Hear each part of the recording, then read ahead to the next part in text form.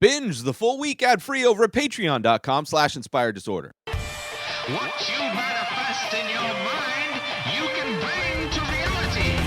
Ma Rainey's Black Bottom on Netflix. New movie out now. Came out probably a month ago or so. I don't know exactly. This is the second in the movie adaptations of August Wilson plays that Denzel Washington is bringing to the big screen and small screen. The first of which being Fences, which I have not seen, but it is also starring Viola Davis.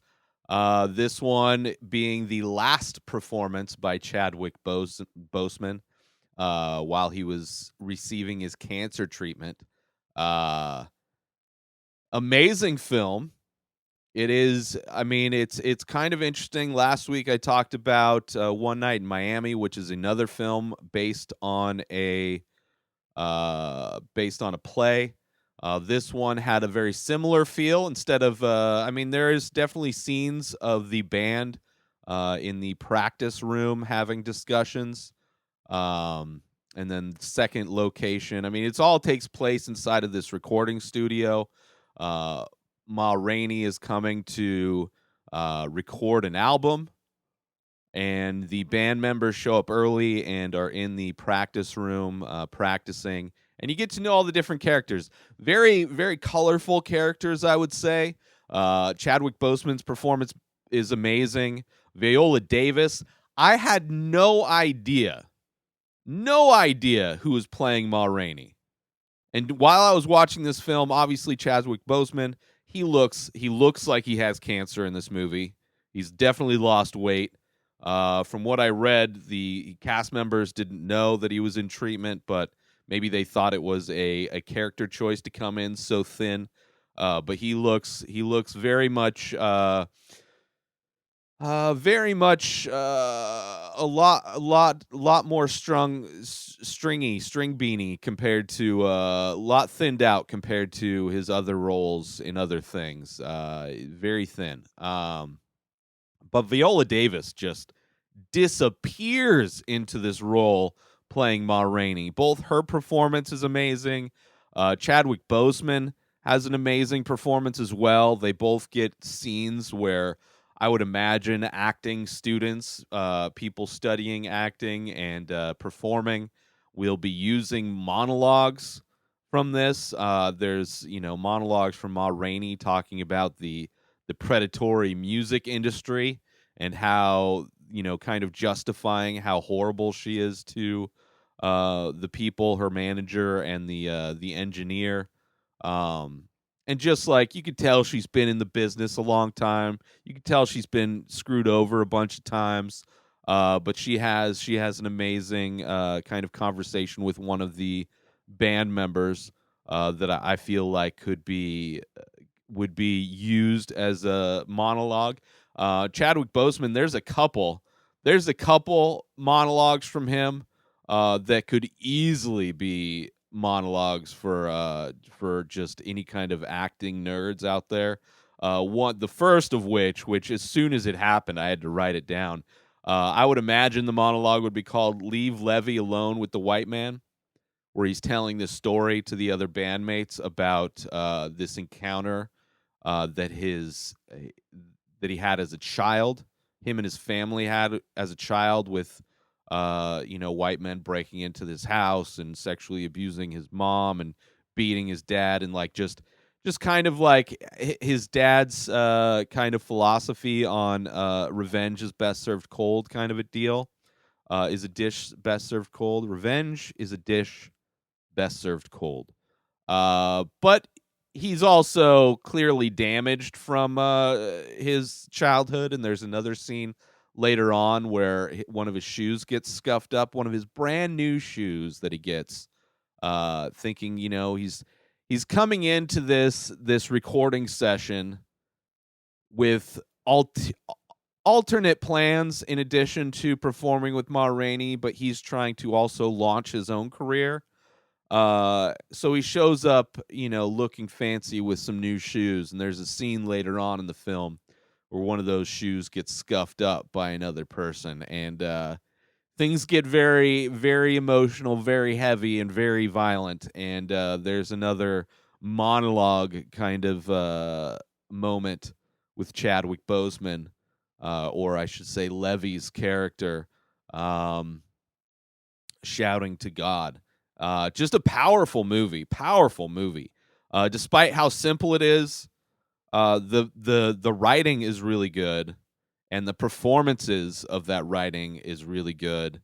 I really enjoyed it. It has a very kind of a very depressing end to it. In some ways, I mean, it's very tragic. It's got a tragic end for Levy, where his demons are too much for him to manage, and they kind of lead to him making a life-changing mistake. Let's say we don't see the consequences of it, but especially the time and place. I think this takes place during the 20s or so. You know that it's not going to go well for him. And there's also a scene with Ma Rainey as she's driving away. Just kind of the look on her face of knowing that the music industry is just screwed her over in some way again. That she's, that the constant battle wages, and that she's it's tough, man. It's tough. It's a tough movie. It's a tough movie. It's a movie that it never feels slow. You get really invested in the different characters. I enjoyed all the different characters. They all have, their different ca- you know they all feel unique. Despite some of the band members not really having a lot to say or do, everybody kind of feels like a fleshed out character. Chadwick Boseman, like, even in moments when he's not speaking, he has a lot, and you could tell it really feels like Chadwick knew this was his last performance, and that he was just going to let it all hang out. Like, whether he knew it was going to be his last, I think he knew it was potentially his last performance, I would imagine. Looking at the state of him, looking at just how unhealthy he looks comparatively to his other. He looks like he's strung out on meth almost. Very thin. Um, he's like constant movement, whether it's his body, whether it's his face. He's like, there is performance in every aspect of what he's doing in this movie. Really enjoyed it. There's one aspect of this film that took me out, which is sad, because aside from that, if they had changed this one thing, I would say from top to bottom, a perfect film. But there's a moment during the recording process, right? There's this huge kind of a thing where she's like steadfast. It's one of the ways she's fucking with the music industry with this producer, and that she wants her, I think it's her nephew, to do the intro to the album, and everything back then was recorded live to disc. Basically, they're recording on vinyl, and there's no mixers. They just have to arrange the microphones and everything. Everybody plays at the same time. It's recorded in a way that uh I'm surprised. Like, I would imagine there's bands that still record this way, but it's like one of the most, like, honest ways to record music, I would say, because there's a lot you can't there's no post. There's no post production of the thing. It's all like, the microphones have to be set up, everybody has to be spaced right. Like, that's how adjust the levels of things to make sure the mix is right, is because the way you space out the studio space, because everybody's playing at the same time. Musicians are playing, Ma's singing, but she holds steadfast to her nephew introing, and the nephew has kind of a thing that almost took me out. He has like this horrible stutter, so him trying to get out this basic kind of intro sentence is super difficult. And there's this montage of them just throwing away vinyl. because she doesn't care. She wants to waste their time and money as much as possible because she knows that once the recording is done, that she's going to be kicked to the curb like just a normal street whore.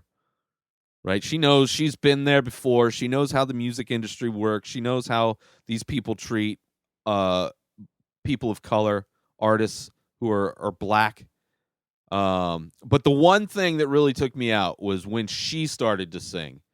And it was, the very first scene is them playing an actual live show, which that was fine. But her going from the way she speaks to the way she sings, it just completely sounds like a different person. I don't know if Viola Davis is singing or not, but it sounds like a completely different person. But other than that, I love the film. Highly recommend checking it out. It's on Netflix. It's called Ma Rainey's Black Bottom. Amazing performances. I would hope there's some nominations. Like both Viola Davis and Chadwick Boseman, hands down, should be getting nominated for Best Actor and Actress for this film. And it is amazing. And it also had some of the most beautiful B-roll. Like anytime it's cutting away to just kind of mix in what's going on and kind of, take you out in the scenes. Like there's these B-roll scenes that just look beautiful.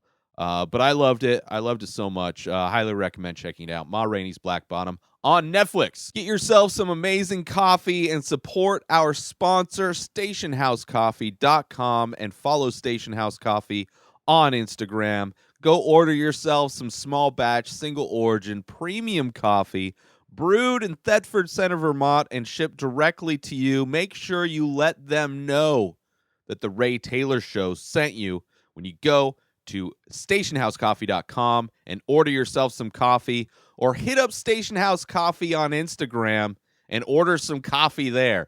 Do everything you can to get some coffee, some amazing, delicious, small batch, small business. Support small businesses. Do it. stationhousecoffee.com and follow Station House Coffee on Instagram. New episodes of The Ray Taylor Show come out every single day. Subscribe on IGTV, YouTube, and everywhere else podcasts are found. Binge the full week ad-free over at patreon.com/inspired disorder. Buy Ray Taylor Show merch over at inspireddisorder.com and follow the show on Instagram at Ray Taylor Show. Have a wonderful day, everybody. Peace out!